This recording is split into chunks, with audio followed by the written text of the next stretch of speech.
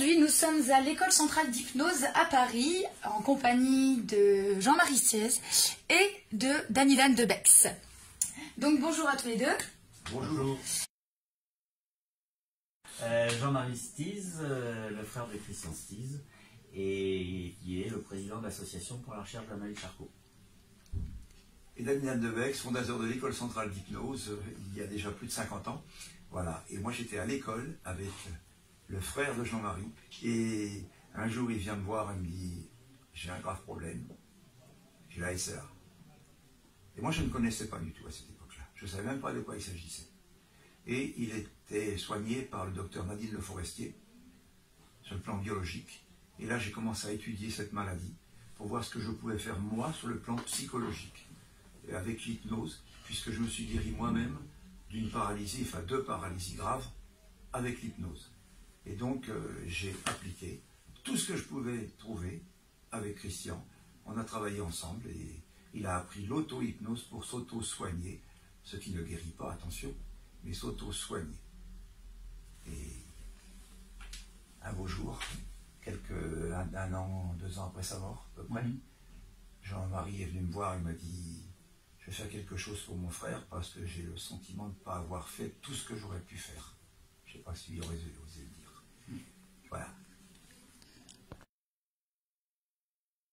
Alors l'association a été créée il y a 9 ans, nous sommes dans la 9e année, avec 3 piliers principaux, Christian Gandon, un ami de Christian, et Réhostier, Dany, un ami de Christian, mais pas Réhostier, il fait de l'hypnose, c'est différent, et il l'a soigné, et puis, et moi, voilà, et c'était il y a 9 ans, et maintenant nous réalisons l'un des plus bels événements en France pour la recherche d'Amalie-Charcot.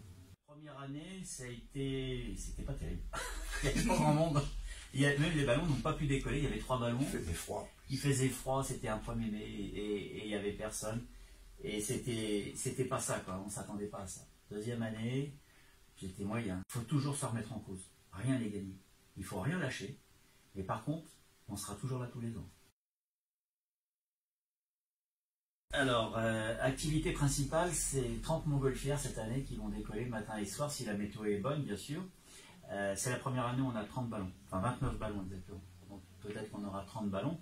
Et donc il faut savoir qu'un pilote de montgolfière s'appelle un aérostier, me disait Dany. Et le frère de Jean-Marie était aérostier, qui a même été champion de France de montgolfière. Voilà. Donc tous ses amis étaient justement dans ce domaine. Alors ça, c'est la première activité. La deuxième activité, c'est des baptêmes de piste sur le circuit de l'Oyac. Et vous pouvez aussi prendre le volant d'une Ferrari, d'une Porsche, de Lamborghini, etc. Enfin, des baptêmes sur les temps du musée avec des voitures amphibies. Des baptêmes sur route avec des vieilles voitures organisées par des clubs locaux. Et il y a du tir à l'arc cette année, c'est une nouveauté. Il y a du... Qu'est-ce qu'il y a d'autre, Dany? Dis-moi. Ben, les petites voitures, quoi. Les petites voitures. Ah, les petites voitures slot. Pour les enfants, ça va vous rappeler votre enfance, c'est circuit 24. Vous avez du 4x4, baptême de 4x4 sur un terrain. Vous avez du karting. Et puis... hélicoptère. Oui, hélicoptère. Baptême d'hélicoptère. Voilà. Le dimanche après-midi, on fait aussi des balades et des randos. Rando pédestre, rando cycliste, cyclotourisme, rando vieille voiture, rando moto, enfin balade moto. Vous avez aussi des conférences, donc conférences avec l'ARSLA, conférences avec Air de Bretagne, conférences avec Dany sur l'auto-hypnose et comment se soulager. On n'a pas parlé aussi de l'aéromodélisme. Oui, l'aéromodélisme. Vous vous rendez compte tout ce qu'il y a comme manifestation? Et cette année, pour les petits et pour les grands. Cette année, on va avoir des ânes. En plus. Ah, tu vas être là, donc, bien sûr, moi aussi. Tu as donc au moins 2 ânes. Voilà. Et tout ça, on mélange tout ça. Et ça fait le week-end Charcot à l'Oyac. Et on peut manger sur place. Oui, on peut manger sur place. Voilà, on peut boire, manger, les crêpes, le couscous et tout. Enfin, tout voilà. On ne demande pas de dons. Si vous voulez faire des dons, faites-les directement à la recherche. Nous, on fait des baptêmes en échange, avec des prix très modérés, parce que tous les gens viennent gratuitement.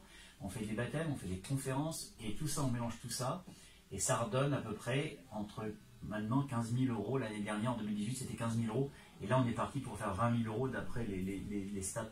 Et grâce aussi aux étudiants qui viennent faire du partenariat et chercher des sponsors. Mon objectif, enfin notre objectif, dans ce cadre, c'est d'atteindre 20 000 € par an. Oui, ça c'est sûr. Et depuis qu'on existe, on a reversé 84 000 €.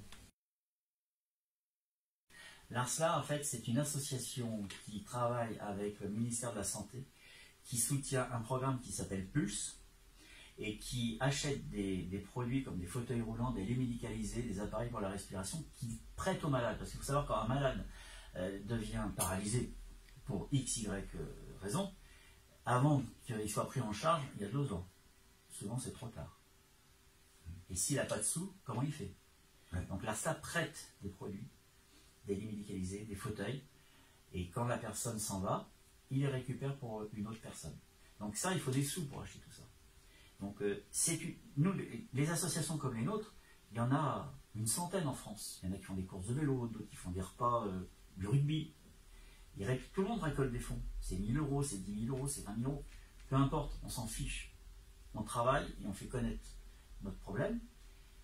Nous, on a récolté 84 000 €. C'est pas nous qui récoltons plus de fonds, mais c'est notre association qui se fait parler d'elle le plus, je crois, au niveau de la région et de la France. Depuis quelques années, parce qu'au début, comme il l'a dit, c'était très pauvre. Il fallait savoir l'organiser en plus. Voilà. Nous, on a appris. Voilà. Le meilleur moyen, c'est la bonne humeur et puis la niaque. Là, on y va. Et un investissement gigantesque de la part de Jean-Marie, qui y passe un temps fou toute l'année pour pouvoir organiser cet événement. À partir du mois d'octobre, c'est 3 jours par semaine. Et puis à partir du mois d'avril, c'est 7 jours par semaine. En effet, c'est un investissement... Peut-être même 10 jours par semaine. Parce que 10 jours par semaine. Il fait des longues journées. Avec l'hypnose, on travaille sur l'inconscient du patient, sur l'inconscient de toute personne qui pratique l'hypnose. Et donc on peut le booster, lui donner un moral d'acier qui permet d'aller mieux. L'auto-hypnose va apprendre à dormir facilement, à s'endormir facilement, à se réveiller à heure fixe, etc., en étant complètement reposé. On peut apprendre également à éliminer la douleur. Parce que la douleur, et bon, bien qu'avec Charcot, quelquefois, ce n'est pas forcément douloureux. Mais il y a déjà une douleur morale, une douleur mentale. Savez-vous combien de temps il faut, lorsqu'on a appris à s'hypnotiser soi-même, combien de temps faut-il pour s'anesthésier, par exemple? Mais il faut une fraction de seconde. Tiens, Jean-Marie, s'il te plaît, arrache un morceau de chair sur ma main. Tu prends un bon bout et tu tournes. Allez, vas-y, tourne de toutes tes forces. Plus fort que ça. Voilà. C'est impossible, c'est complètement caoutchouteux. C'est ça l'auto-hypnose. Simplement, bien, je concentre mes 5 sens sur autre chose que ça, évidemment. Je concentrais verbalement et auditivement sur ce que j'étais en train de dire. Plus fort, mais ça ne veut rien dire du tout. Plus fort de n'importe quoi, et je ne pensais surtout pas à ça. Visuellement, je pensais à la couleur jaune et à la couleur orangée qu'il avait de son vêtement. Et puis, kinesthésiquement, je pensais à l'autre main parce que je me pinçais comme ça légèrement. Et olfactivement, je pensais à mon eau de toilette de ce matin, après rasage, et gustativement, à un goût de fraise parce que c'est mon fruit préféré. Alors tout ça, ça s'apprend. Bien entendu, ce n'est pas en 2 jours qu'on apprend à cumuler les 5 sens à la fois. Mais un malade, il a du temps devant lui. Eh bien, en l'espace de 4 ou 5 jours, on peut lui apprendre à se concentrer sur les 5 sens, sur autre chose, mobiliser 5 sens sur autre chose que sur la maladie. J'ai trouvé vraiment une super équipe de bénévoles, parce qu'on est tous bénévoles. Et c'est des responsables des jeunes bénévoles, un responsable du circuit, un responsable des montgolfières, un responsable des voitures amphibies, un responsable... Les conférences, ils sont assez grands, ils se débrouillent.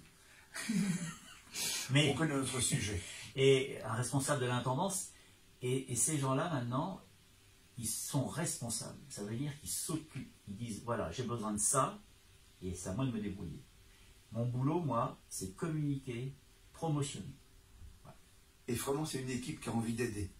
C'est une ambiance absolument extraordinaire. Tout le monde a envie de se donner pour les autres. En 3 mots. C'est impossible. C'est impossible. Balade vélo, balade moto, randonnée, course à pied, hélicoptère, montgolfière, course de voiture, quad, karting, c'est toutes sortes, les conférences. Balade vélo, balade moto, randonnée, course à pied, hélicoptère, montgolfière, psychose de voiture, quad, karting, c'est toutes sortes de conférences. Bien sûr, le soir, eh bien, il y a les bonnes bouffes du soir. Il y a les festivités. C'est les activités du soir, les bars de Loéac, qui est un village médiéval absolument extraordinaire. Très accueillant. Donc, très accueillant. C'est la fête toute la soirée. Parce qu'on veut, c'est pour la maladie de Charcot, mais ça se passe dans la fête. Et mon plus beau souvenir, c'était un dimanche après-midi, il y a quelques années, il y a 3 ans je crois. Et je me suis retourné, et l'allée principale était noire de monde. Et ça, waouh, ça fait un drôle d'effet. Et moi, mon plus beau souvenir, c'est la 2e année. Il y a, parce que j'explique l'hypnose et comment ça marche, mais je fais également des démonstrations de différentes techniques d'hypnose pour aider les gens. Et je demande quelqu'un pour faire ce qu'on appelle une catalepsie du bras, c'est-à-dire vous avez le bras tendu sur l'épaule de quelqu'un et on se suspend dessus, le bras ne plie pas. Et c'est un monsieur qui vient, je demande à un volontaire, c'est un monsieur qui vient en béquille, qui n'avait même pas la force de tenir ses propres béquilles, il était aidé par des personnes, et je lui fais faire. Et on avait un biker sur scène, blouson, et puis je fais faire la catalepsie à ce monsieur sur l'épaule du biker, et le biker essaie de lui plier le bras, et n'a pas pu. Je lui ai provoqué une catalepsie, donc c'est-à-dire toute l'énergie de tout son corps qui est mise dans un bras. Si bien que le malade, boosté, est reparti sans ses béquilles. Il n'a fait que quelque part, on l'a vite rattrapé parce qu'il allait partir dans l'escalier sans ses béquilles. Et moi, j'ai eu une émotion, j'avais la larme à l'œil. C'est un de mes plus beaux souvenirs là-bas. Il y a un beau projet pour les 10 ans, mais je vous le dirai pas, il faudra venir. Alors on se donne rendez-vous l'année prochaine. Bien sûr. Bien sûr. Et on se donne rendez-vous surtout le week-end du 28, 29, 30 juin Ouais. sur le circuit de Loéac pour profiter ensemble. Jean-Baptiste Charcot, c'était bien le premier piouli à soigner par Le l'hypnose. premier,